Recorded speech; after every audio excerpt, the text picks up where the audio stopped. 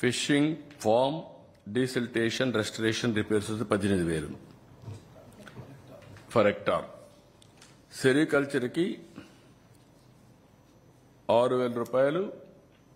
ఇది కూడా నాకు వాడేసిన దాంట్లో నేను మర్చిపోయాను, ఇది కూడా కరెక్ట్ కాదు.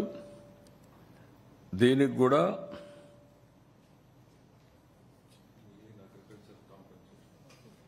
దాంట్లో వస్తుంది, నేను అక్కడ మాట్లాడతాను. లైవ్ స్టాక్ కౌస్ అండ్ బఫెలోస్కి 50,000, bullocks 40,000, livestock calves 25,000, livestock sheep గోట్కి 7,500, లైవ్ స్టాక్ పౌల్ట్రీ బర్డ్కు 100 రూపాయలు, క్యాటిల్ షెడ్ డ్యామేజ్ అయితే 5,000. ఫిషింగ్ బోట్స్కి నెట్ పోతే partial damage 9,000, net full boat no fishing boat with net partial damage 9,000, fishing boats non motorized with net full damage అయితే 20,000, fishing boats with nets full damage motorized 25,000. Small establishments, కిరాణా షాపులు, చిన్న చిన్న tea కొట్లు, ఇలాంటివన్నీ ఉంటే వాళ్ళందరికీ 25,000 రూపాయలు చొప్పున అందరికీ ఇస్తున్నాం. ఇల్లు పోయి ఉంటే ఇంటికి ఇస్తాం, దేనికి ఇస్తాం, రెంట్కి.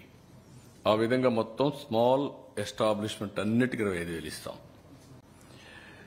అదే మరిగా other parts of the state ఎక్కడ ఇండ్లలో నీళ్లు వచ్చినా వాళ్ళకు కూడా 10,000 రూపాయలు ఇస్తున్నాం యూనిఫామ్గా అన్ని దిక్కల్లో. అంతకుముందు 4,000 ఇచ్చేవాళ్ళు, లేకుంటే 2,000 ఇచ్చి పంపించేవాళ్ళు.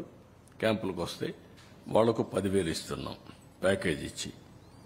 ఫస్ట్ ఫ్లోర్లో ఉండే అందరికీ ఒక 10,000 రూపాయలు ఆర్థిక సహాయం చేస్తున్నాం అందరికీ ఇర్రెస్పెక్టివ్. వాళ్ళు కూడా ఒక ట్రామా అనుభవించారు, పని లేకుండా 10 రోజులు ఇంట్లో ఉన్నారు. వాళ్ళు కూడా చాలా, వాళ్ళకు కూడా ప్యాకేజ్ ఇచ్చాం, ఫుడ్ పెట్టాం.